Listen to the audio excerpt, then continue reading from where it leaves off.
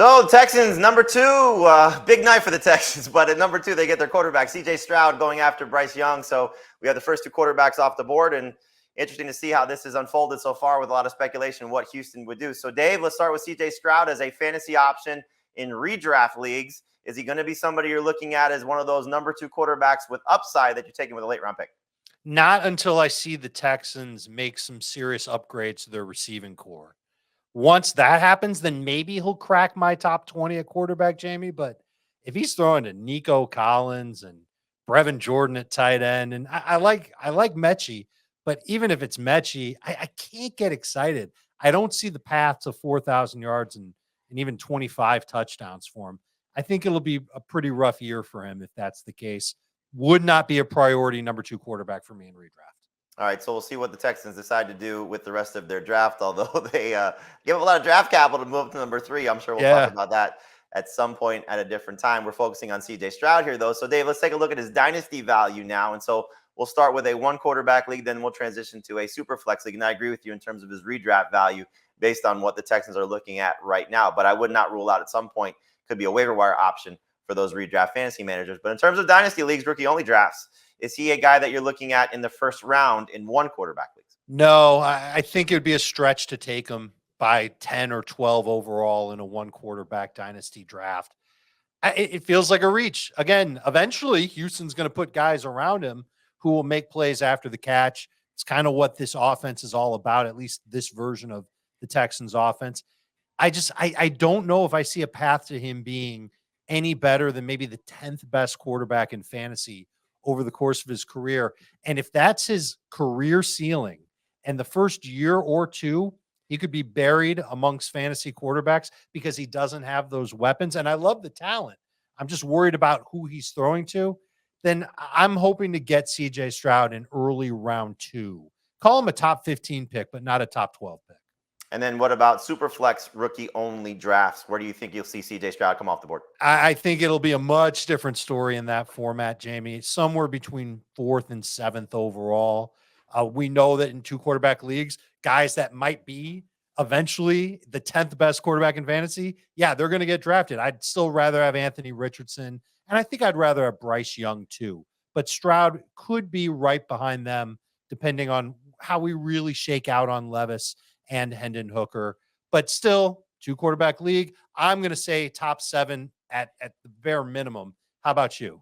So, yeah, I think that's probably safe. And again, while we're recording this, Anthony Richardson was drafted 4th overall to the Colts. So we know 3 of the quarterbacks, at least, that were rumored to be the top 4 guys. Will Levis, we don't know his destination yet. So for me, I would put Stroud behind Anthony Richardson and behind Bryce Young. So for me, I'm going to probably have it ranked Richardson 1, just because the ceiling I think is just immense if he can ever hit to what his ceiling can be. Bryce Young would be 2. Just I think he based it on pedigree and what he showed at college. I know he's a little concerned because of the size, but I do think, again, when we're talking super flex leagues, it's hard to overlook where CJ Stroud could eventually turn into. He may not become an elite level fantasy quarterback, but certainly a serviceable starter. And when we're talking rookie only drafts, especially not knowing the destination for all the skill players yet, it's easy to peg him as potential top 5 overall pick. So we've talked a little bit about, at least we've touched on some of the weapons there in Houston. And the names are not exactly sexy right now. Nico Collins, Robert Woods, John Metchie. It's a group that certainly I would hope is somewhat incomplete right now. Noah Brown, another guy they brought in from Dallas. And so when you look at that receiving core, Dave, factoring Dalton Schultz as well, the tight end acquisition that they had this offseason, who benefits, who loses with CJ Stroud now quarterback?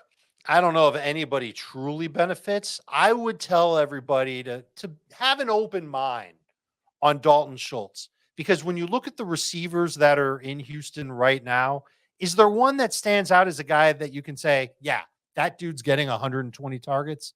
I don't think so. I think Schultz could end up leading this team in targets. Big guy, short area guy, and in Dallas, he was using the red zone. I'm very certain that he'll be used similarly with the Texans this year. And I think you can get him as like the 9th or 10th tight end off the board. That usually means round 9 or round 10 in drafts. Not saying that you should target Dalton Schultz. It sounds a little silly to say, but I think he's a fallback plan if you don't get the tight end you want within the first 8 rounds. It's also the San Francisco passing attack. At least that's the expectation with their passing coordinator, now the offensive coordinator there in Houston. So we know the tight end's been a big part of that. Clearly, Dalton Schultz, not George Kittle, so lower your expectations. But hopefully some of those targets, maybe some yards after catch. He was very good over the last 3 seasons as a featured option in the Dallas offense with Kellen Moore. And so there is an opportunity here, like you said, to lead them in targets. I'm hoping that one of these guys, hopefully the younger guys, Nico Collins, John Metchie, step forward and have a big season. Nico's got to stay healthy. Obviously, Metchie has to get healthy. He's trending in the right direction. So you hope a young quarterback with some young receivers can sort of develop that rapport and build. But again, we'd like to see a headliner of this group. It's a lot of backup singers. At least that's the way it looks coming into the league, unless John Metchie can sort of be that guy coming in the league in terms of CJ Stroud. So we'll see Could how be a PPR, good PPR bench receiver. Yeah, I think they all have a chance to benefit. Like you said, there's a lot of opportunity for somebody to maybe get 100+ targets. But again, it's just a group that's not exactly the sexiest of names. Robert Woods, I don't think, is going to resurrect what he once was with the Rams in this passing attack. In terms of the running game, Dave, with CJ Stroud under center, when you look at Dameon Pierce, the addition of Devin Singletary, do things change for you knowing that, again, rookie quarterback most likely starting the majority of the season? A little bit. I mean, can it really be worse than what it was last year in Houston with Davis Mills under center? I would say maybe the first few weeks of the season while Stroud gets acclimated, things could get a little hairy. But I'm still a believer in Dameon Pierce. I still think he can be a usable, not just usable. That sounds like he'd be like a 7th round pick. I think he can be a top 15-ish type of fantasy running back. I'm not too worried about Devin Singletary. I think Pierce is where this offense goes to begin the year, frankly. And I wouldn't be surprised one bit if he ended up right around 15th among running backs in PPR per game. D'Amico Ryan's very glowing about Dameon Pierce, watching him on tape, coming into the job, what he said to me at the owners meetings, but he is also excited about, Devin Singletary as that 1-2 punch. So I wouldn't necessarily rule out Singletary having a bigger role than probably we would like to see, because we're all excited about Dameon Pierce building off of his rookie campaign.